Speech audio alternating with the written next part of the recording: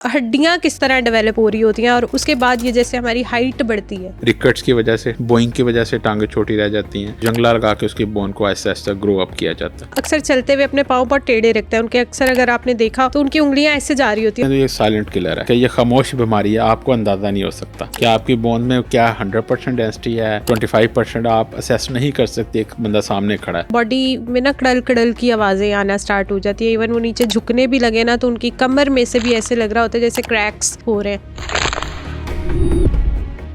जोर से बांध दिया, पट्टी बांध, तो वो क्या होता है, ये खून की नसें रुक जाती हैं। ठीक है, उसे हम अपनी ज़बान में कहते हैं कंपार्टमेंट सिंड्रोम हो गया। और ऐसी हड्डी कौन सी है जिसके टूटने से डॉक्टर्स भी डरते हो कि ये नहीं हड्डी टूटनी चाहिए, बस इसको तो बड़ा मुश्किल हो जाएगा डील करना। उसकी वजह से अनफॉर्चुनेटली उनके बाजू काटना पड़ा, उनकी टांगें काटनी पड़ी हैं।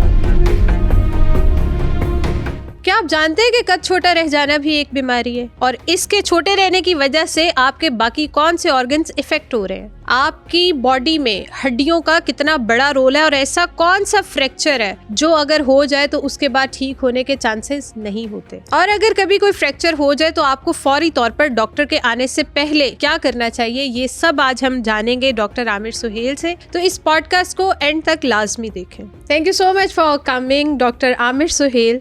तो सबसे पहले, जैसे आप खुद माशाल्लाह ऑर्थोपेडिक हैं, तो मेरा सवाल आपसे ये है कि ये हड्डियों के क्या क्या प्रॉब्लम्स हो सकते हैं।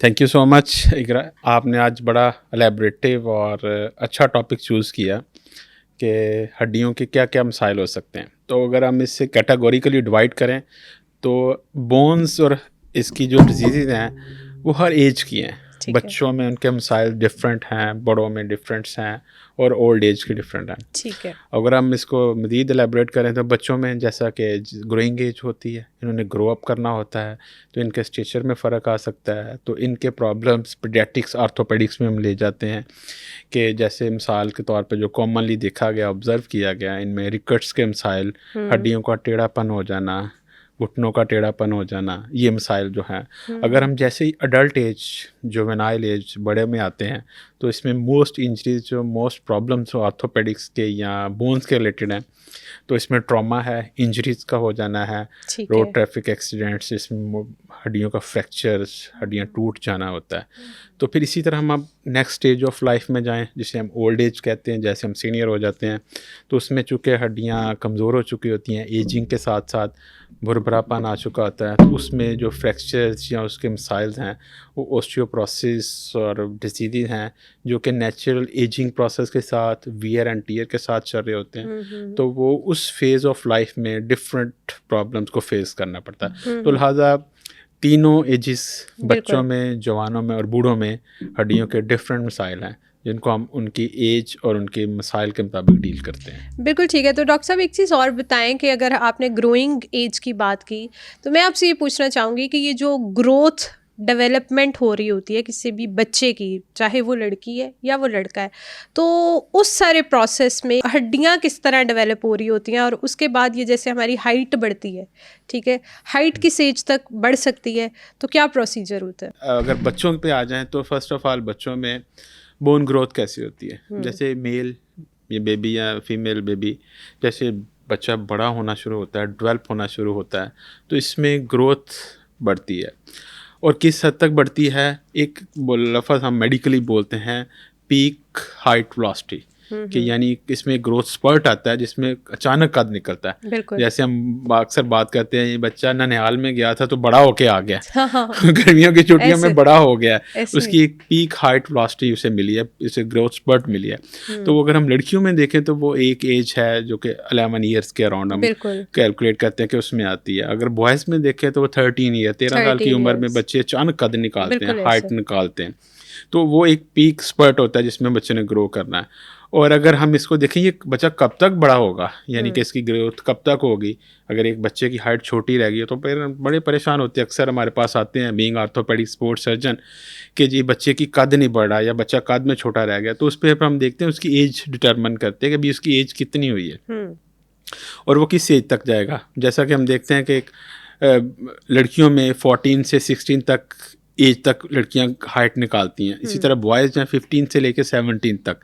और अगर हम क्यूमुलेटिव देखें लड़कियों और लड़कों दोनों में, तो 18 साल तक की एज तक ये ग्रोथ का एक पैटर्न है जो कि स्लोली प्रोग्रेसिवली जाता है, मैक्सिमम कल्मिनेट होता है 18 साल की एज तक हम इसको लेकर जा सकते हैं। अगर हम देखें कि बच्चे की हाइट, उसका शॉर्ट स्टेचर है, कद छोटा रह गया, कि उसको बड़ा एक स्टिग्मा फील होता है जी मेरी हाइट नहीं बढ़ी या मेरा कद छोटा रह गया, तो इसमें बहुत से फैक्टर्स हैं जिनको हमें पहले प्रॉब करना होता है। फर्स्ट ऑफ ऑल देखा जाता है कि क्या इनके पेरेंट्स की हाइट क्या है, क्या हमारे पास जिस एज पे आया है उसकी अपनी एज अभी क्या है, क्या उसकी एज उसके ग्रोथ चार्ट के मुताबिक है, यानी कि वो उसकी एज और उसका जो हाइट का चार्ट है जो हमने एक स्टैंडर्डाइज रखा हुआ उसको मैच कर रहा है, क्या अभी इसकी एज ने मज़ीद आगे बढ़ना है, ये सारे फैक्टर को देखते हैं। अब अगर एक बंदा है, बच्चा है जिसकी एज आप समझते हैं कि एज 18 साल पे भी हो गया लेकिन उसकी हाइट छोटी है, उसका स्टेचर छोटा है, तो हमने देखना क्या उसका पेरेंट्स की हाइट का जेनेटिक फैक्टर क्या है। अगर पेरेंट्स डेफिनेटली छोटे हैं तो it mean genetically he will be little smaller than, ठीक है, ये उसी फॉल करेगा, उसका हाथ वो नहीं निकल लेकिन सकता। अगर पेरेंट्स की हाइट अच्छी है और बहन भाइयों की हाइट भी अच्छी है लेकिन उनमें से एक बच्चा है जिसकी हाइट बहुत छोटी रह गई है, कुछ ज्यादा ही छोटी रह गई है, तो उस सिचुएशन में क्या करें? उस सिचुएशन में हम देखते हैं अगेन कि उसकी अभी करंटली एज क्या है, क्या आपने चार्ट के मुताबिक वो लो जा रहा है, तो इट मीन कि देयर आर सर्टेन फैक्टर्स जो सबसे इंपॉर्टेंट और सबसे मेजर फैक्टर है, क्या वो बच्चे की डाइट अच्छी है, न्यूट्रिशनल सप्लीमेंट ले रहा है, खुराक उसकी अच्छी है, क्या वो मीट एग पनीर जो हमें प्रॉपर बोन ग्रोथ के लिए कैल्शियम विटामिन डी मिनरल्स चाहिए होते हैं उसको मिल रहे हैं। अगर वो इन पैरामीटर को नहीं फॉलो करता तो डेफिनेटली मेल न्यूट्रिशन है, डेफिनेटली अगर बाकी ऑर्गन्स डेवलप नहीं हो रहे तो उसकी हाइट भी कम होगी। तो लिहाजा उस बच्चे की फिर हमें फोकस होना पड़ता है कि अगर बाकी पेरेंट्स ठीक हैं, पेरेंट्स की भी ठीक है, बाकी बहन भाइयों की हाइट भी ठीक है, ये छोटा क्यों रह गया, इसकी न्यूट्रिशनल स्टेटस देखना पड़ता है, क्या उसमें किसी चीज़ की कमी तो नहीं, बॉडी में कोई बीमारी तो नहीं, मिसाल के तौर पे अंडरलाइंग काज होता है कि गुर्दों का मसला ना हो, खुदा ना खास्ता लिवर का प्रॉब्लम ना हो जो उसके बोन को ग्रोथ होने ही नहीं दे रहा, जैसे क्रॉनिक रीनल फेलियर के पेशेंट्स में बच्चों में ये प्रॉब्लम होता है। तो लिहाजा उस पर हम फिर फोकस करते हैं कि अगर हाइट एज के मुताबिक नहीं है, पेरेंट्स की हाइट ठीक है, तो फिर हम उसका प्रॉपर एक डेवलपमेंटल टारगेट्स को अचीव करने के लिए हम उसको असेस करते हैं। उसके असेसमेंट में हम उसका हाइट वेट फिर हम उसका दोनों का पैरामीटर्स को निकालते हैं और उसके मुताबिक उसकी हम प्रोफाइलिंग करके फिर आगे लेके चलते हैं। बिल्कुल ठीक है। तो लेट्स सपोज आपके पास कोई पेशेंट 16 या 17 में आया और उसकी हाइट नहीं उस तरह बढ़ी जिस तरह बढ़नी चाहिए थी, तो उस टाइम पे अगर आप अपनी असेसिनेशन स्टार्ट करते हैं और आप देख लेते हैं कि भाई इस बच्चे के अंदर ये अभी डेफिशिएंसीज है, उसके न्यूट्रिएंट्स वैल्यूज़ नहीं कंप्लीट, उसमें कोई डिजीज़ है, तो उस डिजीज़ को ओवरकम करने के लिए आपको ऑब्वियसली थोड़ा टाइम टेकिंग चीज़ें होती हैं, कोई 6 मंथ 7 मंथ 8 मंथ्स लग गए कि वो अपने 18 ईयर्स में पहुँच गया, तो क्या वो 18 साल के बाद फिर उसकी हाइट बढ़ने के चांसेस होते? नो। अगर हम साइंटिफिकली एविडेंस बात करें तो 18 is considered to be a deadline, जहाँ 18 के बाद उसकी ग्रोथ नहीं होनी चाहिए। एक्चुअली तो ग्रोथ जैसा मैंने पहले बताया कि ग्रोथ स्पर्ट 11 ईयर पे फीमेल में आ चुकी होती है, बॉयज़ में 13 ईयर पे आ जाते हैं, लेकिन वो फिर भी जो ग्रेजुअल जो रेजिडुअल ग्रोथ होती है वो up to 17 years 15 to 17 year boys में और एट द एंड 18 पे चला जाता है। तो लिहाजा 18 के बाद चूँकि स्केलेटली हमारा जो स्केलेटन है, जो बोन का स्ट्रक्चर वो कम्प्लीटली मैच्योर हो चुका होता है, उसके बाद मज़ीद ग्रोथ नहीं हो सकती। तो फिर भी अगर कोई बंदा चाहता है कि मैं अपना कद लंबा करना है, मैंने ग्रोथ करना है, तो फिर उसमें डेफिनेटली डाइट्स का तो कोई रोल नहीं रह जाता। ऑफ कोर्स डाइट का रोल रह जाता है कि उसको हमने कितना बोन को स्ट्रॉन्ग करना है, कितना उसको प्रोटेक्ट करना है, उसका डेवलपमेंट कैसे करनी है, मज़ीद उसको स्ट्रेंथन अप कैसे करना है। तो फिर भी अगर वो चाहे कि मुझे अपने हाइट को बढ़ाना है तो फिर वो डिफरेंट सर्जिकल प्रोसीजर्स हैं जिसमें लेंथनिंग कर दी जाती है बोन्स की, तो उसका हाइट जैसा कि तो वो चाइना कोई में मतलब पेनफुल नहीं होते, कोई साइड इफ़ेक्ट्स नहीं होते इन चीज़ों के? डेफिनेटली एक सर्जिकल प्रोसीजर है, उसकी कॉम्प्लिकेशंस हैं और फिर वो एक लॉन्ग टर्म प्रोसीजर है। लाइक अगर 1 सेंटीमीटर हमने लेनी है लेंथ 1 सेंटीमीटर करना, तो वो एक 1 मंथ में उसकी वो 1 मिलीमीटर पर डे के हिसाब से करें तो 1 मंथ लग जाता है। अगर हमने 4-5 इंच करना है तो आप मंथ उसको फिर आप मल्टीप्लाई मंथ से, फिर ये ईयर्स का प्रोसीजर है। अच्छा। जिसमें लेंथन छोटा करके सर्जरी करके फिर हम उसको करते हैं। तो इसमें मैक्सिमम कितनी हाइट आप लोग बड़ी कर लेते हैं? डिपेंड करता है ना कि जो हमारे पास एक बंदा है, बच्चा है, कि उसकी अपनी हाइट कितनी है। लाइक अगर 3 फीट का तो ही would like to be a 4 feet, उसकी अपनी रिक्वायरमेंट क्या है, तो फिर हम उसको स्टेज करते हैं सर्जरीज को। ठीक है, तो मुझे ये बताएं कि ठीक है आप सर्जरी के बाद उसको लेंथन प्रोवाइड कर देते हैं, तो इसके बाद साइड इफ़ेक्ट्स क्या होते हैं, कॉम्प्लिकेशंस क्या हो जाती हैं? देखिए कॉम्प्लिकेशंस तो सबसे पहले कोई भी सर्जरी है, इवन सिंपल एक अपेंडिक्स का ऑपरेशन हो उसकी भी कॉम्प्लिकेशंस हैं। इसी तरह आर्थोपेडिक्स में अगर एक बोन को आपने, हम इसे अपनी ज़बान में कहते हैं फिक्सेट, एक्सटर्नल फिक्सेटर लगा के, यानी वो जंगला लगा के उसकी बोन को ऐसा ऐसा ग्रो अप किया जाता है, तो उसके पिन ट्रैक इन्फेक्शन है, फिर हो सकता है कि उसको टारगेट अचीव ना करे, हो सकता है दोनों लिम्स की प्रॉपर उसकी अलाइनमेंट उस तरह मिसमैच कर जाए, तो डिफरेंट कॉम्प्लिकेशन हैं जो को पेशेंट को प्रोसीजर करने से पहले अवेयर कर दिया जाता है। तो सर ये बताएं कि ये छोटा कद इट्सेल्फ कोई बीमारी है या बस एक आपका पोस्चर है कि बस ठीक है आप इतने हैं तो हाइट अच्छी है, ठीक है? इसमें 2 तरह का इश्यूज हैं। एक तो शॉर्ट स्टेचर, जैसे अभी आप पहले थोड़ी देर बात कर रही थी कि फैमिली में लाइक अगर 3 बहन भाई हैं तो उनमें से एक की हाइट छोटी रहेगी, दैट इज़ समथिंग एल्स। अगर एक है शॉर्ट स्टेचर, जैसे ड्वार्फ होते हैं, बिल्कुल ऐसे जैसे हमारे एक बड़े अच्छे एक्टर भी हैं वो ड्वार्फ हैं, छोटे बिल्कुल, कद के, बिल्कुल। हमें छोटे कद के लोगों को उनको कंसीडर किया जाता है, that is a disease, that is a problem that have to be addressed. इसी तरह फिर कुछ मेटाबॉलिक डिजीज़ हैं बोन्स की, जिसमें आपके कैल्शियम डेपोजिशन नहीं होती है, फॉस्फोर डेपोजिशन नहीं होती, तो उस पेशेंट में रिकट्स की वजह से, बोइंग की वजह से टांगें छोटी रह जाती हैं, और फिर कुछ की डेवलपमेंटल ग्रोथ नहीं हो पा रही होती, वो सारे होते हैं। वो हैं सारे कंजेंटल इश्यूज जो कि कद ही नहीं बढ़ने देते, that need to be address as a disease. अगर एक कद का, वैसे जैसे हम बात कर रहे थे कि उसका बच्चा मेल न्यूट्रिशन है, खुराक अच्छी नहीं थी, पेरेंट्स की हाइट छोटी है, जेनेटिक फैक्टर ऐसे हैं, तो that is not a disease, ठीक है ना, वो एक नेचुरली उसकी हाइट छोटी रह गई। लाइक सम कुछ बहन भाई हैं 6 फुट 2 इंच कद है, ठीक है ना, और कुछ की 5'6" हैं, 5'7" है, तो 5'7" इज़ नॉट एबनॉर्मल, बिल्कुल बिल्कुल। एबनॉर्मल इज़ बिलो 3 3 सेंटीमीटर, जिसमें आपको डॉर्फ नज़र आ रहा था छोटे तो सर ये ड्वार्फ जो है ये क्या फिर वो जेनेटिकली ऑब्वियसली जब एक बोना होगा उसकी आगे औलाद होगी तो वो ऑब्वियसली वो कोई आलम चना तो नहीं होगी, उसका भी कद छोटा ही होगा ऑब्वियसली। तो मुझे ये बताएं कि फिर इनकी मतलब ग्रोथ को या इनके जो आगे बच्चे हैं ये ऐसा नहीं हो सकता कि उनसे नॉर्मल बच्चे पैदा होना स्टार्ट हो जाए?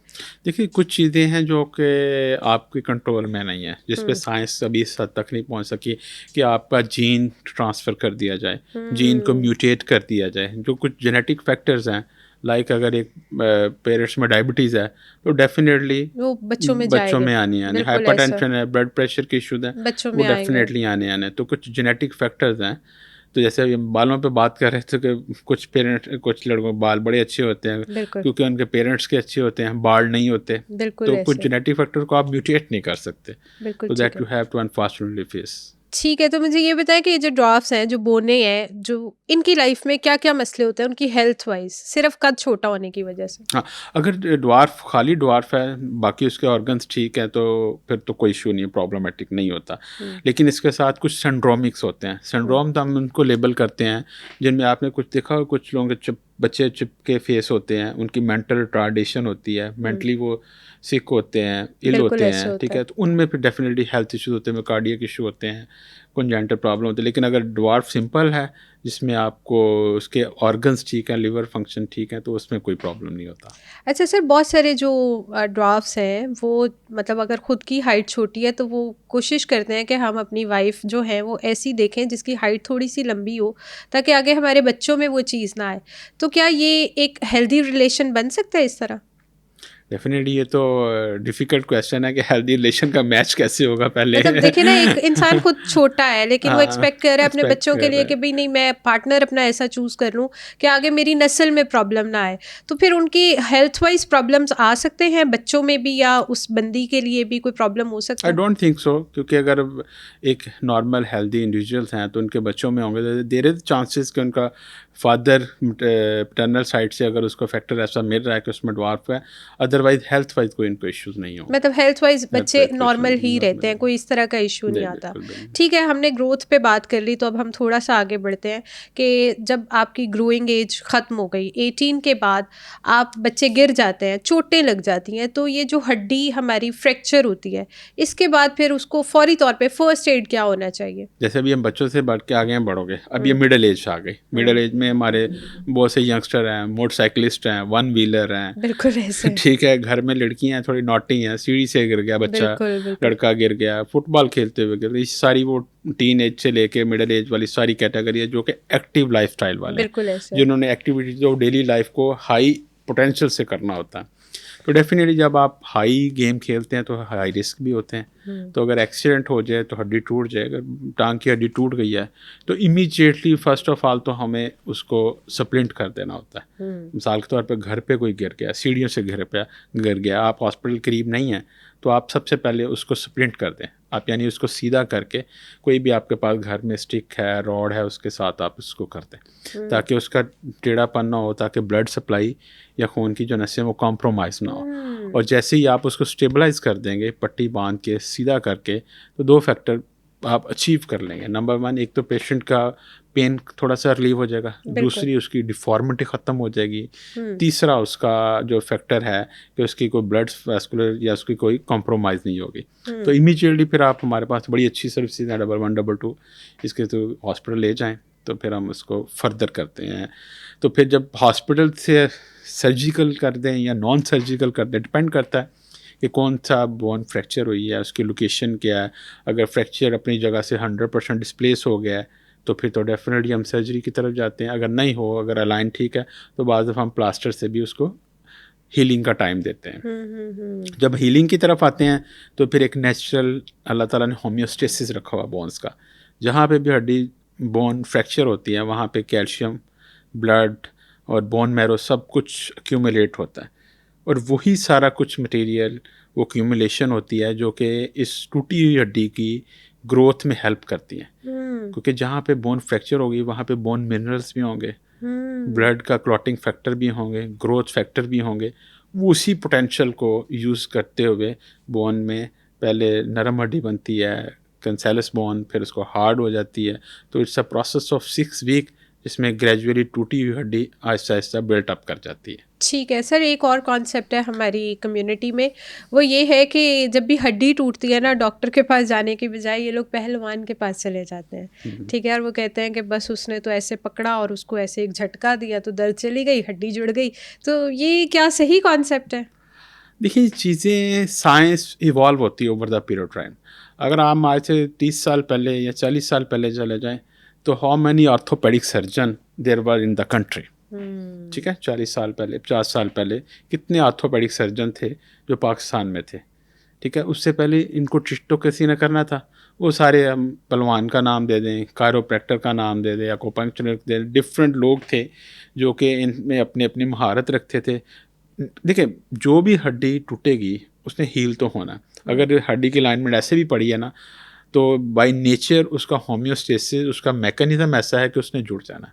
अच्छा। तो जो पहलवान होते थे वो डेफिनेटली इसको अलाइन कर देते थे, वेल बैलेंस कर देते, तो of course with the passage of experience भी थे, तो वो हड्डी को अलाइन करते तो वो जुड़ जाते थे। लेकिन अनफॉर्चुनेटली ये ऐसा हुआ कि जैसे जैसे हमारा साइंस और हमारे स्पेशलिटी डेवलप होती गई, उधर से उनके जो एक्सपीरियंस्ड और तजर्बाकार लोग थे वो ख़त्म होते गए पहलवानों से, तो ये सारा मेडिकल की तरफ शिफ्ट हो गया। जिसको एक पता है, लाइक अगर एक फ्रैक्चर यहाँ से हुआ है तो अब being a doctor, orthopaedic sports surgeon, मुझे पता है कि इसको मैंने कैसे अलाइन करना है, किस पोजीशन में रखना है और कितनी देर बाद फिर वेट डालना है। ये चीज़ें एविडेंस के बगैर तो नहीं आ सकती, नहीं आ सकती। तो इसी को हम फॉलो करते हुए वो ट्रेडिशनल पहलवानशिप से आर्थोपेडिक सर्जन पे आए। फिर उसमें इतनी रिफाइनमेंट हो गई कि पहले हम एक ऑपरेशन था, लाइक कंधे का जो अगर बार बार निकल जाता है पहलवान से, या कबड्डी का प्लेयर है या मोटरसाइकिल वाले का, तो आज से पहले कंधे का पूरा चीरा दिया जाता, तो खोला जाता, ऑपरेट किया जाता। अब चूँकि मेरी स्पेशलिटी है, हम कैमरे से 4 मिलीमीटर के कैमरे से आर्थोस्कोपिकली जाते हैं, उसको रिपेयर कर देते हैं, और कुछ अर्से बाद कबड्डी का प्लेयर अपने मैदान में होता है। इसी तरह नीज इंजरीज की बात कर लें, नी में जो मोस्टली तो हमारे मोटरसाइकिल से लोग गिरते हैं, बाहर की दुनिया में फुटबॉल, हॉकी के प्लेयर में नी की इंजरी जिसमें पट्टा टूट जाता है, तो इसका भी इलाज यही है, कैमरे से करते हैं। बिफोर दैट वो पूरा घुटने को खोला जाता था, वो पट्ठा नया डाला जाता। अब 4 मिलीमीटर के कैमरे से आप नया पट्ठा भी डाल देते हैं। उसका हमें एडवांटेज ये होता है कि जो प्लेयर्स है या आम बंदा है जिसका इंजरी हो गई है, वो रिटर्न टू प्ले या रिटर्न टू डेली एक्टिविटी फ़ौरन आ जाता है। डे के सर्जरी होती है, मिनिमल सा उसमें इंसिजन होता है, उसी शाम वापस चला जाता है। उसकी रिकवरी अर्ली है, उसकी कॉस्ट इफेक्टिवनेस हो जाती है। एक बंदे की ओपन सर्जरी हुई, वो 6 हफ्ते के लिए बेड पे पड़ा है, एक की होल सर्जरी है, वो अगले दिन बैक टू नॉर्मल लाइफ आ गया। तो ये सारे फैक्टर्स को एडवांटेज आते हैं। ये सारी चीज़ें एक पहलवानी तरह से शुरू करें, फिर ऑर्थोपेडिक सर्जन, फिर स्पेशलिटी पे आ जाएं, तो वो एक डेवलपमेंट है और इस चीज़ों को आहिस्ता आहिस्ता बेहतरी की तरफ गई हैं। तो लिहाजा चूँकि अब हमारे पास रिसोर्स हैं, अवेलेबिलिटी है, स्पेशलिटी अवेलेबल है, तो हमें फोकस इंस्टेड ऑफ कि आप एक क्वैक के पास जाएं, पहलवान के पास जाएं, एक क्वालिफाइड डॉक्टर के पास जाएं जो इस चीज़ का स्पेशलिस्ट है, ताकि आपका ट्रीटमेंट प्रॉपर हो सके और आप बैक टू लाइफ आ सकें। बिल्कुल ठीक है डॉक्टर साहब, मुझे ये बताएं कि जैसे आपने मुझे बड़ा अच्छा एक्सप्लेन कर दिया कि पहलवानों का क्या रोल था और अब डॉक्टर्स का क्या रोल है, तो मुझे ये बताएं कि क्या आपके पास ऐसे कोई वर्स्ट केसेस आए हैं जिन्होंने पहलवानों से अपनी हड्डियों का बेड़ा गर्क करवा लिया और वो आपके पास आ गए कि बस अब पहलवान के पास नहीं जाना, अब आप मेरी हड्डी ठीक कर दें, तो वो कौन से केसेस हैं? देखिए, अनफॉर्चुनेट बात यह है कि चूँकि बात पहलवानों की इतनी हो रही, जो लोग काम कर रहे हैं, क्वैक्स जिसको हम लेबल कर देते हैं, इनको थोड़ा सा पता ही नहीं है कि अगर एक फ्रैक्चर, बच्चे का फ्रैक्चर हो गया, एल्बो फ्रैक्चर हो गया है, तो उन्होंने 4 फटियाँ लगा के ज़ोर से बांध दिया कि भाई जिस जगह पे फ्रैक्चर हुआ है, अगर आपके हाथ में किचन में काम करते हुए नाइफ़ लग जाए तो उस पर भी ब्लड निकलता है, उसमें स्वेलिंग होती है। 72 आवर्स तक उसने स्वेलिंग का या सोजिश का पूरा प्रोसेस बॉडी ने रिस्पॉन्स देना है। तो वो क्या करते हैं कि लगा देते हैं इसी तरह, ज़ोर से बांध दिया, पट्टी बांध। अब उसके नेचुरल ब्लड भी अंदर बच्चे का गिरा है, तो फ्रैक्चर की जगह ब्लड भी है, सोजिश भी है, तो वो क्या होता है, जो खून की नसें रुक जाती हैं, ठीक है, उसे हम अपनी ज़बान में कहते हैं कंपार्टमेंट सिंड्रोम हो गया। तो विदिन 72 आवर्स उसका कंपार्टमेंट ये है कि पूरा लिम्ब खाला हो जाता है, बाजू, हाथ। और मैंने बहुत से केसेस देखे भी हैं जो कि सिर्फ इस वजह से कि जिस बंदे ने भी फटियाँ बांध दी, उसको ये नहीं पता था कि इसके खून की नसें नहीं काम कर रही, उसकी वजह से अनफॉर्चुनेटली उनके बाजू काटना पड़ा, उनकी टांगें काटनी पड़ी हैं। तो लिहाजा अगर देखें, बाहर की दुनिया में कायरोप्रैक्टर बैठे हैं जो कि कुछ ना कुछ मैनिपुलेशन करते हैं, but they are properly trained. Unfortunately अगर आपको ट्रेनिंग भी नहीं है और आपको अपने काम का भी पता नहीं हो, आपके इसको कॉन्सिक्वेंसेस का भी नहीं पता, तो they definitely should not touch the patient. ठीक है, आप सिर्फ इस वजह से कि आप पट्टी लगा लेते हैं, वो इतनी टाइट कस के पट्टी बांध देते हैं कि आपका ख्याल हड्डी जुड़ जाएगी, ऐसा नहीं है। इसके बड़े ख़तरनाक नतीजे हैं, बाजू ज़ाया होने का, टांग ज़ाया होने का बड़ा अंदेशा होता है। मतलब मेरा भी मानना ये है कि अगर खुदा ना खास्ता आपको कोई ऐसा इशू आ गया है, तो बजाय आप ये इधर उधर पहलवानों के पास जाएं या किसी और के पास जाएं, आप पहले प्रॉपर उसका एक्सरे करवाएं, आप उसको देखें कि भाई प्रॉब्लम कहाँ पे फॉल कर रहा है। फिर किसी डॉक्टर जो ज़ाहिर है पढ़ के यहाँ तक पहुँचते हैं, उनको कहें कि भाई अब इसको ट्रीट करें। तो जब हम इधर उधर चले जाते हैं तो हम अपने केसेस और वर्स्ट कर लेते हैं, कॉम्प्लिकेशन बढ़ जाती है। देखिए, अभी मैं सिंपल सी मिसाल दी ना, अब तो एक एक्सरेज जो हैं वो आपके अगर करीब तरीन को छोटा सा हॉस्पिटल भी है, इवन के DHQ THQ basic health unit के लेवल पे भी एक सिंपल एक्सरे हो जाता है, उस फ़ौरन पता चलता है फ्रैक्चर है। ठीक है, अब वो दौर नहीं रहा कि जी हम बड़े शहर में लेके जाएंगे तो वहाँ पे पट्टी कर डॉक्टर से इलाज करवाएंगे, वो कॉन्सेप्ट ख़त्म हो गया कि हर बंदे को लाहौर ले जाओ। मतलब अब देखिए, आप ओकाड़ा बात कर लें, बावलपुर बात कर लें, हर जगह टीचिंग हॉस्पिटल बन गए हैं, बड़े बड़े हॉस्पिटल हैं, अच्छी सर्विसेज अवेलेबल हैं। तो डेफिनेटली जब आपके पास, मैं वही बात कर रहा हूँ, ये 40 साल पुराना दौर नहीं है कि सारा कुछ पहलवान नहीं करना। You have qualified orthopaedic surgeon जो कि डिस्ट्रिक्ट लेवल पे और तहसील लेवल पे मौजूद है। ठीक है, अब तो सुपर स्पेशलिटी का दौर है, स्पोर्ट्स सर्जरी, कैमरे से ऑपरेशन पाकिस्तान में हो रही है, स्पाइन सर्जरी की फेलोशिप पाकिस्तान में हो रही है। इसी तरह पीडियाट्रिक बच्चों की ऑर्थोपेडिक की पूरी एक स्पेशलिटी है जो कि अवेलेबल है, ट्रेन पीडियाट्रिक बच्चों को डील करते हैं। ठीक है, तो जब ये सारी सिस्टम में चीज़ें अवेलेबल हैं, तो मेरा ख्याल अगर फिर भी कोई बंदा पहलवान के पास जाके वो अपना नुकसान करना चाह रहा है, तो फिर वो उसकी अपनी ही चॉइस है। डॉक्टर साहब, एक चीज़ और बताएं कि लड़के और लड़कियां आफ्टर देयर टीनेज वो इकट्ठे ही ग्रो कर रहे होते हैं, लेकिन लड़कियों की हड्डियां इतनी सॉफ्ट और नाजुक और वो सेंसिटिव क्यों रह जाती हैं, जबकि बॉयज़ कोई भी चीज़ आराम से उठा लेते हैं, वज़न भी उठा लेते हैं, वो स्ट्रॉन्ग होते हैं, लेकिन लड़कियां कंपैरेटिवली बहुत नाजुक सी होती हैं, ऐसा क्यों होता है? क्या अच्छा। डिफरेंशिएशन क्या है इनमें? देखिए, कोई जेंडर डिस्क्रिमिनेशन नहीं है कि बोन्स ने देखना है। ये एक जेनेटिक फैक्टर्स हैं नंबर वन, कि फीमेल्स में अगर आप बोन्स की लेंथ देखें तो स्मॉल लेंथ है, अच्छा। जैसे कि फीमेल की हार्ट छोटी होती है इन कंपैरिजन टू मेल।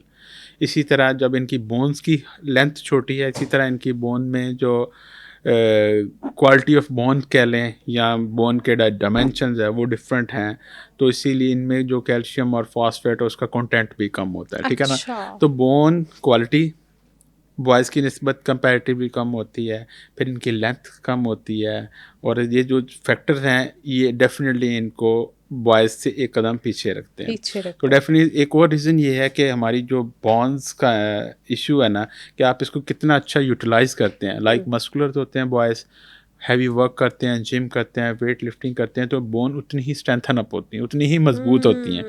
जबकि लड़कियों ने ऐसा कुछ भी एक्टिविटी नहीं करनी नहीं होती, वो करनी। डेफिनेटली घर का काम है या ज़्यादा से ज़्यादा रीडिंग स्टडिंग वो इसी तरह का इशूज़ है। तो लिहाजा उसमें बोन की स्ट्रेंथनिंग कंडीशन जो होता है ना, बॉयज़ में पोटेंशियल ज़्यादा होता है। तो इसी वजह से बॉयज़ की बोन भी होता है, हालांकि दोनों एक ही घर में रह रहे हैं, एक जैसी डाइट ले रहे हैं, बिल्कुल। लेकिन जो बाय नेचर उनकी डायमेंशंस का फ़र्क है, लेंथ का फ़र्क है, बोन कंटेंट का फ़र्क है, मिनरलाइजेशन का फ़र्क है, वही फ़र्क उनको प्रॉन करता है कि अगर एक सेंसिटिविटी लेवल और इसका फिर जब इंजरी का लेवल आता है, तो अगर एक मतलब इसी इंटेंसिटी की चोट अगर बॉयज़ को लगे तो वो टॉलरेट कर जाते हैं, नहीं, लड़कियां नहीं कर अगर पाती। लड़की को लगे तो वो उनका फ्रैक्चर का या हड्डी के टूटने का काफ़ी ज़्यादा चांस होता है। डॉक्टर साहब, क्या यही रीज़न होती है कि लड़कियों या औरतों के बारे में कहा जाता है कि ये बुढ़ापा भी इन पे थोड़ा जल्दी आ जाता है इंस्टेड ऑफ मैन, कि वो ज़रा आदमी लेट जो है वो बूढ़ा होता है लेकिन औरत जल्दी से हो जाती है? लेकिन अल्लाह ताला ने जब नेचर्स देखा जाए तो फीमेल में कंटिन्यूस हार्मोन पैटर्न और उसकी डिस्टरबेंस और उसकी रेगुलेशन का एक पूरा मैकेनिज्म है। जैसे ही ग्रोथ स्पर्ट की हमने बात की थी कि बच्चियाँ लड़कियाँ अर्ली उनकी हाइट निकल आती है, they grow earlier than the boys.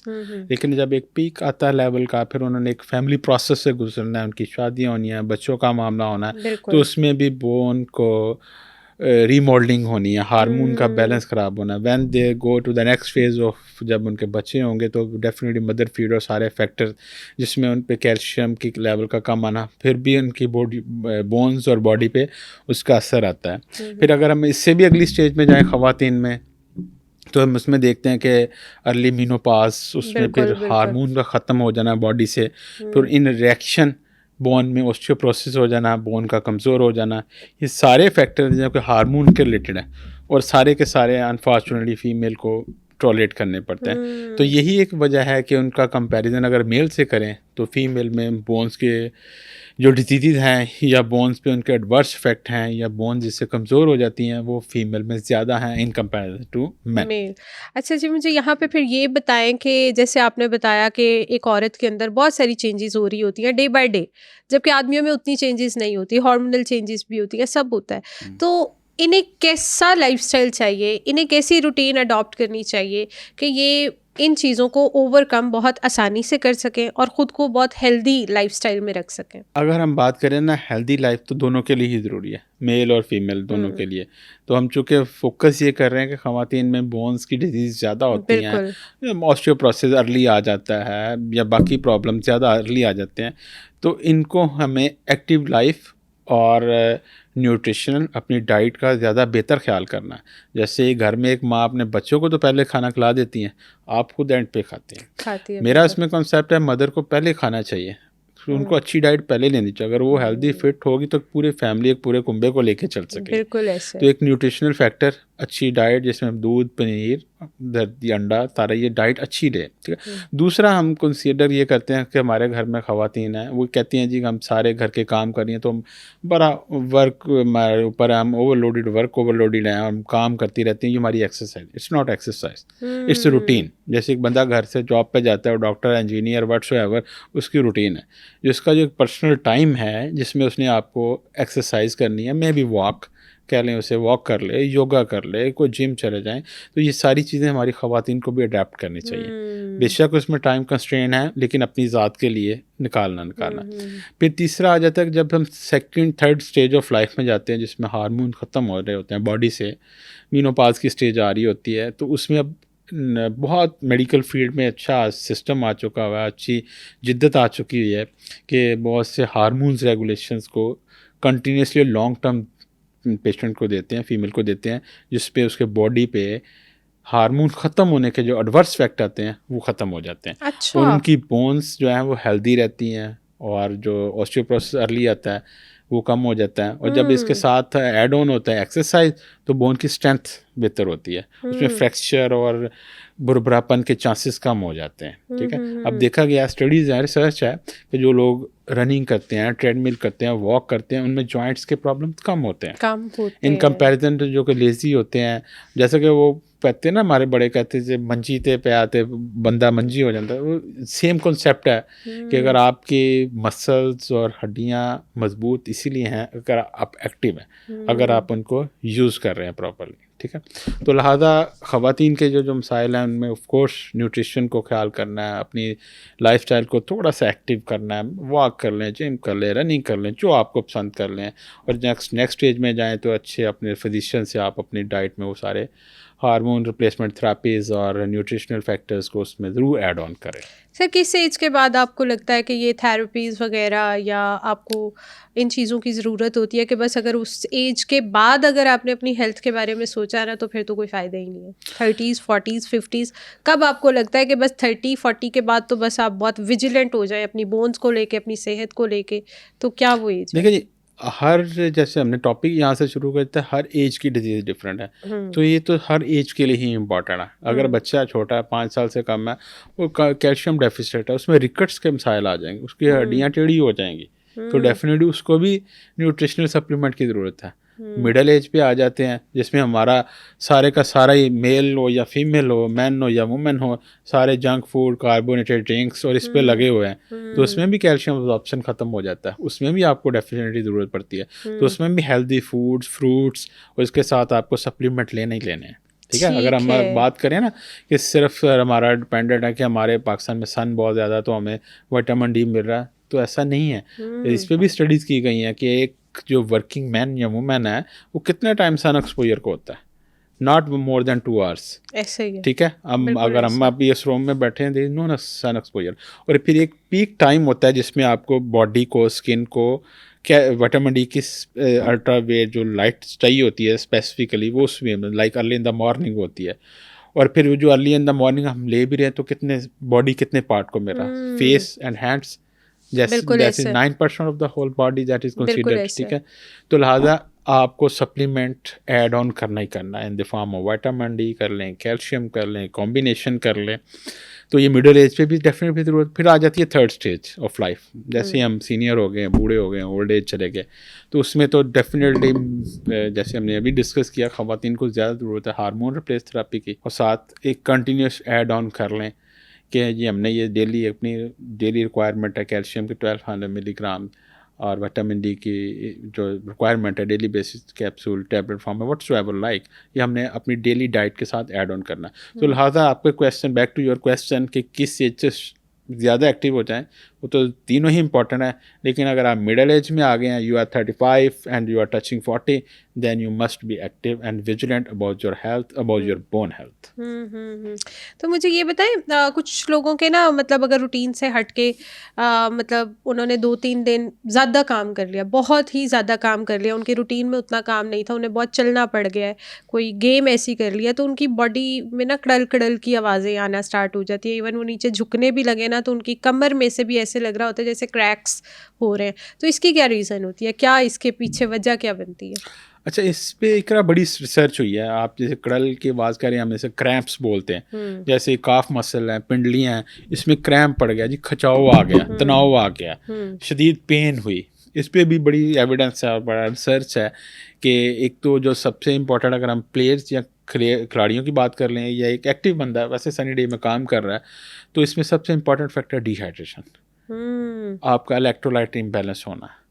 ये दो ऐसे फैक्टर हैं कि जिसमें पानी कम पीना, या आपके स्वेटिंग बहुत ज़्यादा हो गई, या आपको कोई डिजीज़, डायरिया, वॉमिटिंग कोई ऐसा हुआ जिसमें आपका इलेक्ट्रोलाइट, जिस्म से नमकियात की कमी हो गई, मेनली ड्यू टू स्वेटिंग, गर्मियों में ज़्यादा होता है, तो उसमें मसल्स के अंदर जो उसका तनाव होता है उसमें क्रैम्प या खिंचाव या जो आप वर्ड चूज कर रही थी सर, इनमें एक से तो कोई यूज क्रैम्प कर होता लें। है ना कि वो आपकी बॉडी में आपको ऐसे लगेगा जैसे खलियां पड़ गई हैं सारी, Yes, ठीक है, yes. आपकी टांगे ऐसे लगेंगी कि बस नहीं चल सकेंगी, खिंचाव पीक पे है।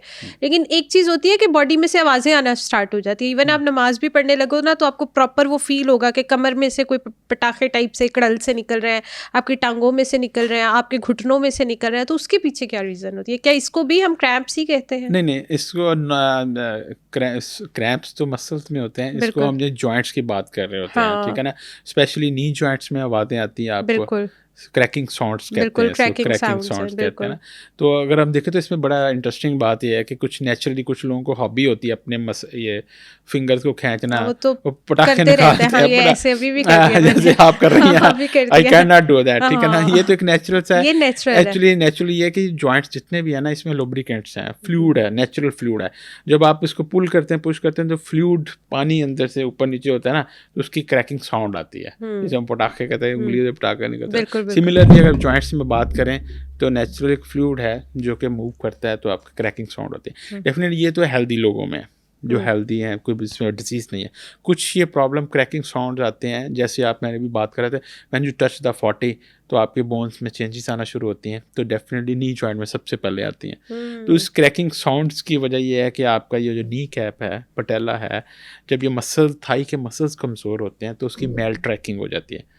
अगर वो अपनी एक जगह से मूव कर रहा होता है, मतलब मोबिलिटी है उस जॉइंट की, पटेला नी कैप की, तो वो जैसे ही डिस्टर्ब होती है तो उससे पटेलोफेमरल पेन सिंड्रोम अपने लेबल करते हैं, वो डी ट्रैक हो जाता है। उसकी भी अगेन रीज़न वजह यह है कि मसल्स थाई के मसल कमज़ोर होते हैं, तो वो डी ट्रैक होता है। जब वो डी ट्रैक होता है तो क्रैकिंग साउंड्स आती हैं आपको, यू फील कि there is something wrong. Specially जब आप स्टेयर्स पे चढ़ रहे होते हैं, सीढ़ियाँ चढ़े होते हैं, उतर रहे होते हैं, उस टाइम ये ज़्यादा पेन भी फील होती है और आवाज़ें भी आती हैं। जैसे ज़मीन से उठते हैं, नमाज पढ़ने वक्त बहुत ज़्यादा फील होता है ऐसे।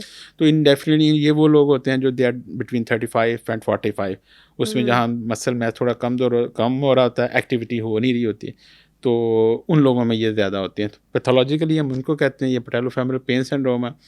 तो उनको करेक्शन करने के लिए वही हम बातें अभी कर रहे, थोड़ा सा अपने आप पर टाइम देना है, एक्टिविटी को करना है, हेल्दी एक्टिविटी स्ट्रेंथन अप करना है, मसल को मजबूत करना है और इनको अच्छी डाइट देनी है। तो मतलब अगर आप इस चीज़ से बचना चाहते हैं तो आप अपनी 20s या 30s में ही अपनी आदत बनाएं कि जिम भी जाएं, वॉक भी करें और डाइट भी अच्छी लें, फिर आपको ये कभी इस तरह के क्रैम्प्स या क्रैकिंग साउंड्स फील नहीं होंगे। तीनों बिल्कुल ठीक है। तो अब मुझे ये बताएं कि हमारे पोस्चर की वजह से क्या क्या हेल्थ वाइज इश्यूज हो सकते हैं? अभी हम कुछ दिन पहले ही मैं डिस्कस कर रहा था कि बैड पोस्चर, तो बैड पोस्चर को हम एलेबोरेट करें कि सिर्फ हम ही इस तरह नहीं बैठते टेढ़े होके, ऐसे ही है, ठीक है ना। हमारी जो चेयर्स है इसका भी बड़ा इंपॉर्टेंट रोल है। अच्छा। एक पूरा अर्गोनॉमिक्स एक साइंस है कि अगर मैं इस टेबल पे बैठा हूँ तो मेरा, अगर मैं डेस्क जॉब करता हूँ, मैं आईटी गाय हूँ, तो मैंने किस तरह अपने कलाई को किस लेवल पे रखना है, लैपटॉप कैसे यूज़ करना है, मेरी जो टीवी की स्क्रीन है, लैपटॉप की स्क्रीन है, वो मेरी आई लेवल पे होनी चाहिए, मेरी बैक जो उसको फुली कंटूर और सपोर्ट होना चाहिए, तो जो मेरी चेयर्स हैं इसका वेल बैलेंस होना चाहिए। तो ये सारे अर्गोनॉमिक्स उसी फॉल करते हैं। इट्स जस्ट नॉट लाइक कि मैं एक टांग पे बैठा तो मेरा पोस्चर ख़राब हो गया। तो सारे फैक्टर अगर लाइन है तो आपकी बॉडी भी बैलेंस रहती है। तो इसको मेंटेन करने के लिए आपने इन सारे फैक्टर्स को कंट्रोल करना है और फिर अपनी पोजीशन को भी बढ़ाना। अब बहुत से जो एक सबसे ख़तरनाक पोजीशन है वो स्कॉल्डेड है। आप ऐसे झुक के आपकी कमर जो है सी शेप हो जाए तो सबसे ज़्यादा स्ट्रेन उस टाइम आपको पड़ती है। मसल की स्ट्रेन, लिगामेंट्स की स्ट्रेन, बोन की स्ट्रेन, पे स्पाइनल कॉर्ड पे स्ट्रेन। जब ऐसे झुक के आप ऐसे कोई काम करें, like I will do like that, सारा दिन मैं ऐसे करूँगा तो मेरी कमर स्कॉल्डेड हो जाएगी, सी शेप हो जाएगी। तो इसका इतना एडवर्स इफेक्ट है कि जो नेचुरल अल्लाह ताला ने एक बॉडी कंटूर रखा है वो सारा ख़राब हो जाता है और स्ट्रेन की वजह से बैक शुरू हो जाती है। और फिर बैक की ऐसी बीमारी है जो कि फिर आपको स्ट्रेस में और फिर बाकी जॉइंट्स पे लंबा और देर पर लेके चलती है। ऐसे जो बहुत यंग लोग बहुत ज़्यादा कुब निकाल के बैठते हैं, मतलब अक्सर आपने उनको देखा होगा तो उनकी पीछे वाली ये जो बैक है वो काफ़ी ज़्यादा मतलब इस तरह हुई होती है बिल्कुल ही, और उन्हें कहो भी तो वो सीधे होके नहीं बैठ सकते क्योंकि वो एक लंबे अरसे से इसी तरह बैठते हैं। यही मैं अभी बात करता हूँ, इसको हम अपने ज़बान में स्कॉल्डेड पोजीशन कहते हैं। ये सिंपली सी शेप हो चुका है क्योंकि अब अगर हम देखें हमारे जितने भी यंगस्टर हैं उनका mainly profession is IT and desk job. तो सारा दिन लैपटॉप पे बैड पोस्चर में काम करते रहना, ठीक है, मैंने तो सिंपल बता दी, 3 चीज़ें कर लें। आपकी जो स्क्रीन का लेवल आपके आई लेवल पे होना चाहिए, आपका जो मॉनिटर है, इसका लैपटॉप है, उसका कीपैड है, उसकी आपकी कलाई के लेवल पे होना चाहिए। चेयर का लेवल आपकी टेबल के एडजस्टमेंट तब, अगर ये 3 कामें कर लें, आपको झुक के करने की ज़रूरत ही नहीं। फिर आप सुबह से 5 से लेके 8 बजे तक शाम तक काम करते हैं, तो इंसान है ना, उसको रेस्ट भी चाहिए। इसी तरह हमारे बहुत से लोग हैं जो लॉन्ग ट्रैवल करते हैं, गाड़ी में बैठे हैं, 6-6 8-8 घंटे की ड्राइविंग करते हैं, वो बैड पोस्चर में। आइडियली रिकमेंडेड ये है कि आफ्टर एवरी 45 मिनट्स आप you are on a long drive, आप अपनी गाड़ी से उतरें, बॉडी को स्ट्रेच आउट करें, थोड़ा सा मसल को रिलैक्स करें, then you will drive again, ताकि जो हमारा नेचुरल अल्लाह ताला ने कंटूर बनाया है वो भी मेंटेन रखते हैं। अब आप झुक के कितनी देर तक ऐसे मतलब आप ड्राइव कर सकते हैं ना, बैड पोस्चर है। तो फिर इसके लिए आप कुछ स्पोर्ट्स भी ज़रूरत होती है, जैसे आजकल बड़े अच्छे लंबर स्पोर्ट्स मिल जाते हैं कि आप अपनी कमर को स्पोर्ट अपनी बॉडी के, अपनी हाइट के मुताबिक, अपनी वेट के मुताबिक उसको एडजस्ट कर लें, ताकि बैक पे स्ट्रेन आए और बेहतर अंदाज से आप इन चीज़ों से अवॉइड कर सकते हैं। बिल्कुल ठीक है। तो मुझे ये बताएं, अगर किसी ने अपना पोस्चर बहुत ज़्यादा ख़राब कर लिया है और अब वो फील कर रहा है कि भाई उसकी नेक में बड़ी पेन रहती है, उसकी कमर में बहुत ज़्यादा दर्द रहती है, अब वो अपना पोस्चर ठीक करना चाहता है लाइक आफ्टर 30s या आफ्टर 40s, तो क्या उस एज में ये चीज़ पॉसिबल हो सकती है कि वो दोबारा से एक नॉर्मल पोस्चर की तरफ आ सके? जी बिल्कुल, 100% हो सकती है। उसके लिए क्या करते हैं आप लोग? उसके लिए सबसे पहले तो हम सिंपल फार्मूलाज ABC से स्टार्ट करते हैं। व्हाट इज़ द काज, जैसे हमने बात कर ली ना, बैड पोस्चर के काज क्या है, उसके एर्गोनॉमिक्स में क्या क्या प्रॉब्लम है, ये तो हमने इधर स्टार्ट कर लिया। वो अगर हमने डील कर लिया कि हाँ ये सारे पैरामीटर ठीक है, फिर भी इसको प्रॉब्लम है, then we will go for the intervention. हम सबसे पहले उसको स्ट्रेच आउट करते हैं, फिर उसके पोस्चर की पूरी ट्रेनिंग देते हैं, फिर उसको स्ट्रेंथनिंग एक्सरसाइज एडवाइस करते हैं। सर ऐसी कोई एक्सरसाइजेज जो आप स्ट्रेंथनिंग बता रहे हैं, क्या ऐसी हैं जो लोग 9 to 5 जॉब करते हैं वो अपनी चेयर पे बैठे बैठे अपनी बॉडी को स्ट्रेच आउट कर सकें? बहुत सिंपल, लाइक अगर हम बात करेंगे नी, क्या अभी आपने बोला ना क्रैकिंग साउंड्स आती हैं, नी से आवाज़ें आती हैं, तो जैसे मैं अभी ऑफिस में बैठा हूँ, सिंपल बैठा हूँ, तो मैं इसी पोजीशन में अपने आप को डालूंगा। सिंपली मैंने अपनी लेग्स को स्टैंड करना है, जैसे आई कैन शो दैट, इसका स्ट्रेंथ करूँ, 10 तक काउंट करूँ, 1 2 3 एंड 10, ठीक है। तो फिर इसके बाद दोबारा फिर 3 दफ़ा रिपीट करूँ, तो मेरे जो थाइस के मसल हैं, जैसे क्वाड्रिसेप्स मसल कहते हैं, वो स्ट्रेंथन अप होना शुरू हो जाएंगे। ये जो क्रैकिंग साउंड्स हैं, आवाज़ें आती हैं स्पेशली ज़मीन से उठते वक्त, वो सारी ख़त्म हो जाएंगी। एक सिंपल एक्सरसाइज है। इसी तरह नेक के लिए एक्सरसाइज है, ठीक है, दोनों तरफ आप करते हैं। यूट्यूब पे भी, सोशल मीडिया पे भी स्ट्रेंथनिंग एक्सरसाइज अवेलेबल है। आप समझते हैं जी बहुत बिजी हैं, दिन की रूटीन बड़ी हैक्टिक है, टाइम नहीं मिलता, लेकिन इन बिटवीन कोई 5 7 10 मिनट तो मिल ही जाते हैं। बिल्कुल, तो आप ये अगर गूगल से, यूट्यूब से देखें तो नेक के लिए, बैक के लिए हुए हैं, और ये ऐसी सिंपल एक्सरसाइज हैं जिसके लिए आपको स्पेशल जिम जाने की ज़रूरत नहीं है, आप अपनी ऑफिस चेयर पर बैठ के भी कर सकते हैं। और इसका एडवांटेज, ड्यूल एडवांटेज है, एक तो आपके मसल स्ट्रेंथन अप हो रहे हैं, और दूसरा अंडरलाइंग उनकी बोन्स वो ज़्यादा स्ट्रेंथन अप हो रही हैं। सर जो लोग बहुत अरसे से बिल्कुल स्ट्रेट नहीं बैठे ना, तो उनके लिए कमर सीधी करके बिल्कुल बैठना बड़ा मुश्किल है, तो उनको क्या बस ये डेली बेस पे थोड़ा टाइम इस तरह बैठना चाहिए ताकि उनका टाइम ड्यूरेशन बढ़े, कि इसके लिए भी कोई स्पेसिफिक एक्सरसाइजेज या? इसके लिए तो मेरा ख्याल हमें इकरा ही होना पड़ेगा, जो कि मॉडल्स हैं, जो खुद स्टार हैं, वो पॉडकास्ट करते हैं, वो तो अपराइट सारा दिन इस तरह बैठ जाते हैं, ठीक है ना। ये स्टार लोगों के लिए बड़ा ईजी है इस तरह बैठना, आम लोगों के लिए, क्योंकि वो देखें, अगर एक स्टार या एक एक्टर या एंकर इस तरह बैठ सकते हैं, तो एक आम ऑफिस वर्कर, एक डॉक्टर हो, इंजीनियर हो, whatsoever, they should do that, ठीक है। अगर आपने देखा होगा, आप लोगों के इस तरह के इश्यूज़ नहीं होते, क्योंकि ये अपने अपना जो नेचुरल एनाटॉमिकल पोस्चर उसको मेंटेन रखते हैं। आप लोग बैठते भी इसी तरह ही हैं, अपराइट। तो अगर ये लोग बैठ सकते हैं तो फिर व्हाई नॉट? ये तो बस आदत बनाने की बात है कि आप उसको कैसे लेकर चलते हैं। बिल्कुल ठीक है सर। बहुत सारे लोग ना अक्सर चलते हुए अपने पाँव बहुत टेढ़े रखते हैं, उनके अक्सर अगर आपने देखा तो उनकी उंगलियां ऐसे जा रही होती हैं और वो टेढ़े पाँव करके चल रहे होते हैं, तो ये क्या रीज़न होती है? ये भी कोई बोन की बीमारी है? इसमें हम फिर अगेन बच्चों वाले सेगमेंट में चले जाते हैं। बच्चों में देखा होगा कुछ लोग, एक हमारी बड़ी एक्टर्स भी अदा कर, वो इंट्रोइंग करके चलती हैं, इनके पाँव थोड़े से ऐसे ऐसे चलती हैं इंट्रोइंग कर, कुछ लोग एक्स्ट्रोइंग करते हैं। बेसिकली इसमें जो प्रॉब्लम होता है वो एट चाइल्डहुड होता है। जो हमारा हिप जॉइंट है ना, कूल्हे की हड्डी जो है, उसमें जॉइंट में उसकी एनाटमी एंड बाय नेचर या डेवलपमेंटली इस तरह एडजस्ट होती है कि उसको कंटेन करने के लिए, हिप जॉइंट को कंटेन करने के लिए पोस्चर को इन टो करते हैं या आउट टो करते हैं। तो हम इन टो इनको कहते हैं जो कि पाँव अंदर को रख के चलते हैं, जो बाहर को कहते हैं हम एक्सट्रोइंग कहते हैं। तो उसको मेंटेन करने, कंटेन करने के लिए, हिप को और अपने बॉडी के बैलेंस करने के लिए वो चला जाता है। अगर तो आपकी रूटीन एक्टिविटी और डेली लाइफ रनिंग में कोई प्रॉब्लम नहीं कर रहा है तो हम इससे कतन एक डिजीज़ लेबल नहीं करते। It's the lifestyle.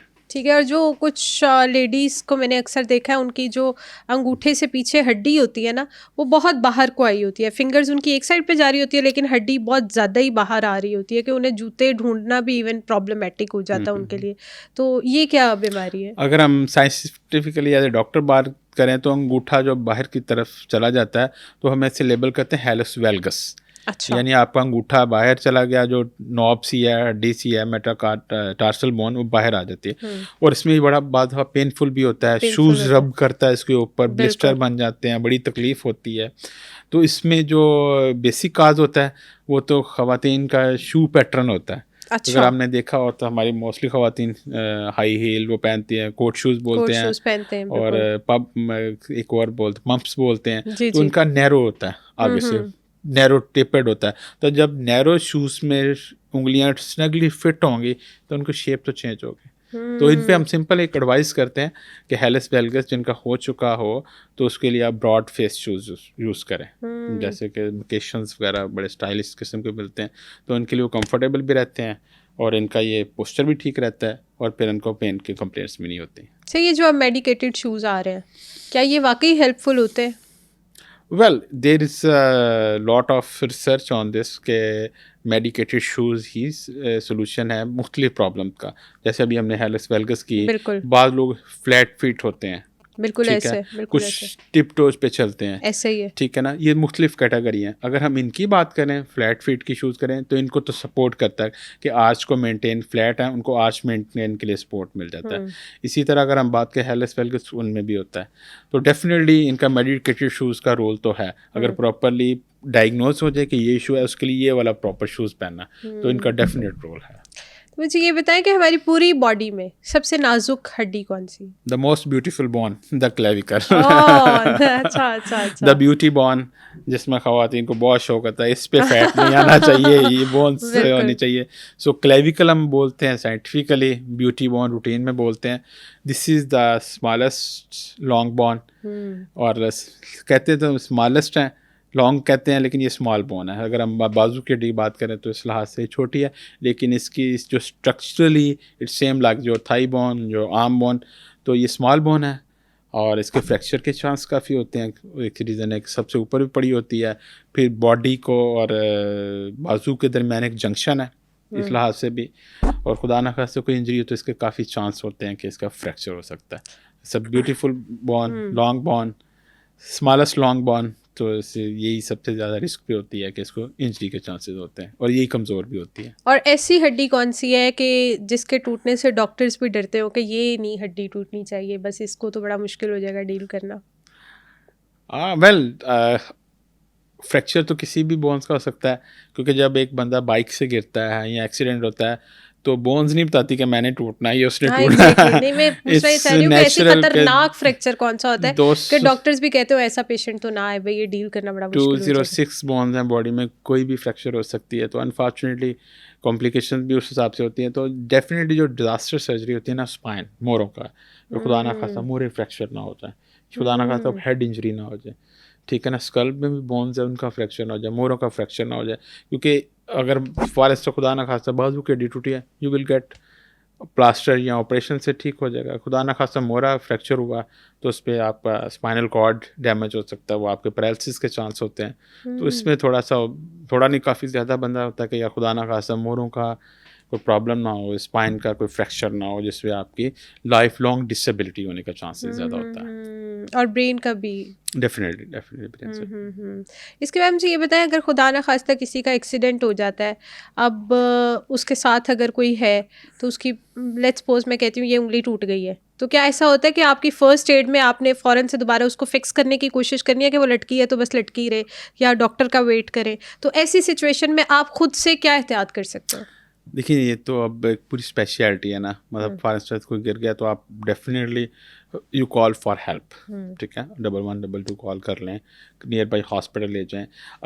अगर हम उससे कहें कि हम घर पे मैनेज करें तो दैट्स नॉट फेयर। इसी तरह मैं चूँकि स्पोर्ट्स सर्जन हूँ तो हम अक्सर ये बात करते हैं कि प्लेयर मैदान में खेल रहा है, फ्रैक्चर हो गया, मैं ये नहीं कह सकता कि उसका जो कोच है फ़ौरन उसका फ्रैक्चर ठीक कर दे, क्योंकि उसको नहीं पता। मिसाल के तौर पे कंधा निकल गया, कोच को नहीं पता कि वो कंधा सामने साइड से निकला है, बैक साइड से निकलना है, नीचे साइड पे निकलना, तो डेफिनेटली वो एक प्रोसेस से गुजरेगा, नियर बाय हॉस्पिटल जाएगा, वहाँ डॉक्टर देखेगा इसकी किस डायरेक्शन में निकला तो उस हिसाब से उसको छुड़ाएगा। इसी तरह अगर इवन के स्मॉल फिंगर है जैसे जॉइंट, अगर आपको मैं कहूँ जी आप सीधा करके खींच दें तो हो सकता है आप उसका रिवर्स कर रहे हैं, तो डेफिनेटली आई वुड सजेस्ट के करीब भी जो भी आपके अवेलेबल मेडिकल प्रोफेशनल्स अवेलेबल हैं उन्हीं को ट्रीट करवाएं, उन्हीं को करें। आप घर लेकिन पे सर ये कोई जो मजीद घरों में अक्सर हो जाता है, बच्चे गिर जाते हैं, कोई चोट लग जाती है, तो अक्सर ज़्यादातर लोग ये कहते हैं अभी गरम गरम हड्डी है, इसको जल्दी से दोबारा से फिक्स कर दो डॉक्टर पे जाने से पहले।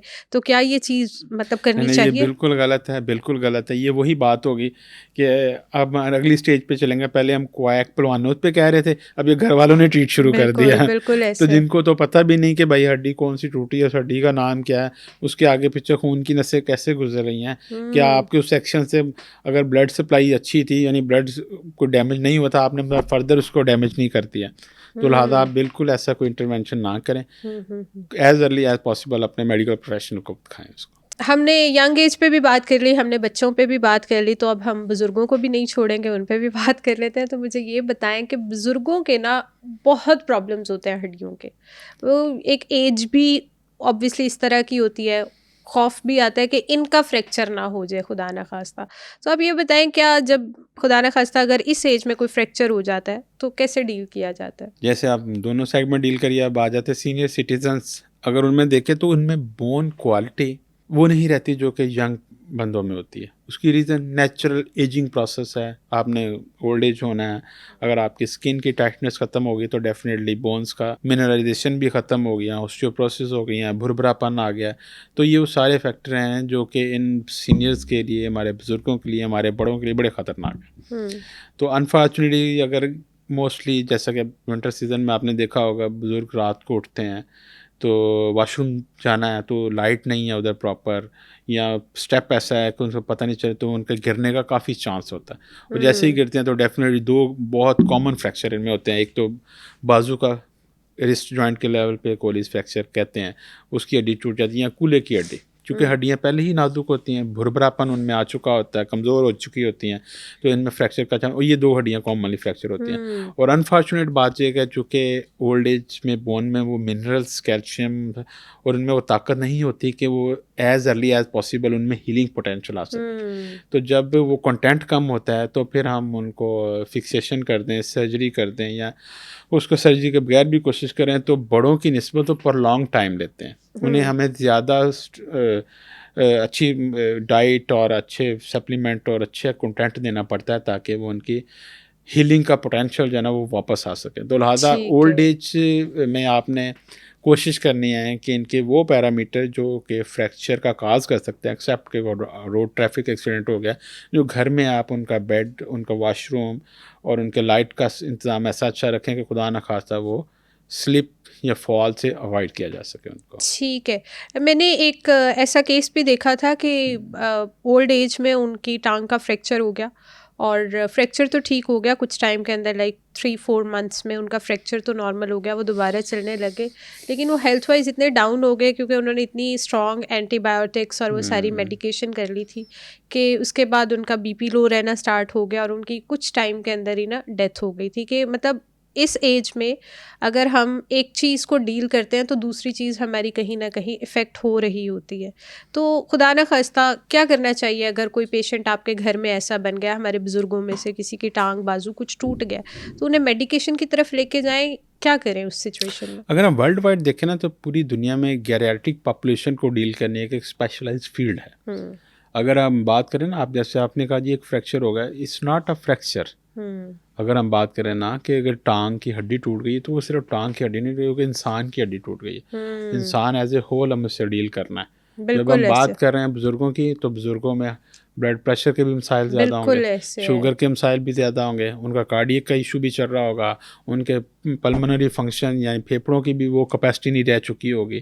तो जब एक फ्रैक्चर होता है, पूरी बॉडी का इम्यून सिस्टम डिस्टर्ब होता है, पूरी बॉडी का होम्योस्टेसिस डिस्टर्ब होती है। तो हमने सिर्फ फोकस से उसके कैल्शियम विटामिन दे के और प्लास्टर करके या प्लेट लगा के ही नहीं हल करना, हमने उसके बाकी अपराइट करना है। जैसा एक फ्रैक्चर हो गया, आपने उसको बेड पर डाल दिया, आपको पता ही नहीं है कि आपने उसका जीआईटी यानी मैदे का और फेफड़ों का सिस्टम सारा डाउन कर दिया। बिल्कुल। आपने as early as possible surgery करके पेशेंट को अपराइट करना, खड़ा करना, उसे मोबिलाइज कराना, आउट ऑफ बेड करना है, ताकि वो एक्टिविटी ऑफ लाइफ में आए। जैसे आउट ऑफ बेड होगा तो उसके बॉडी के बाकी फंक्शंस काम करेंगे, हार्ट रेट अच्छा हो जाएगा, ब्लड प्रेशर कंट्रोल की तरफ चला जाएगा, डायबिटीज़ का कंट्रोल बेहतर होगा। अगर यही सारी चीज़ें बेड पे मैनेज हो रही होंगी, बेड बाउंड पेशेंट होगा, उसमें डिजीज़ का पोटेंशियल के साथ साथ बाकी जो उसकी एसोसिएटेड कॉम्प्लिकेशन बहुत ज़्यादा हो जाएगी। तो लिहाजा बुज़ुर्गों में जब आपने ट्रीट करना तो उसको आपने सिर्फ ये नहीं कंसीडर करना ये एक हड्डी टूटी है, ये कंसीडर ध्यान में रखना एक इंसान की हड्डी टूटी है, एज ए ह्यूमन प्रॉपर आपने उसके बाकी जिस्म के हिस्सों को, ऑर्गन्स को ट्रीट करना, अंडरलाइंग डिजीज़ को ट्रीट करना। मोस्टली चूँकि हम बात कर चुके हैं डायबिटिक होते हैं, तो आपने डायबिटीज़ पे उतना ही जोर देना जितना आप फ्रैक्चर पे जोर दे रहे हैं। ब्लड प्रेशर पे भी उतनी ही मॉनिटरिंग करनी है जब आप अपने डायबिटीज़ पे कर रहे हैं। तो उसके बाकी मल्टी ऑर्गन, इसे मल्टी डिसिप्लिनरी टीम में लेबल कर सकते हैं, उसके साथ करें ताकि out of bed as early as possible हो। जैसे ही आउट ऑफ बेड होंगे तो इनके बाकी पैरामीटर्स नॉर्मेलिटी की तरफ आ जाएंगे। बिल्कुल ठीक है, क्योंकि उनके साथ भी यही सेम सीन हुआ था कि एंटीबायोटिक से उनको अल्सर स्टार्ट हो गया था, उनका स्टमक डिस्टर्ब हो गया, एंड पे उनका बीपी नील हो गया।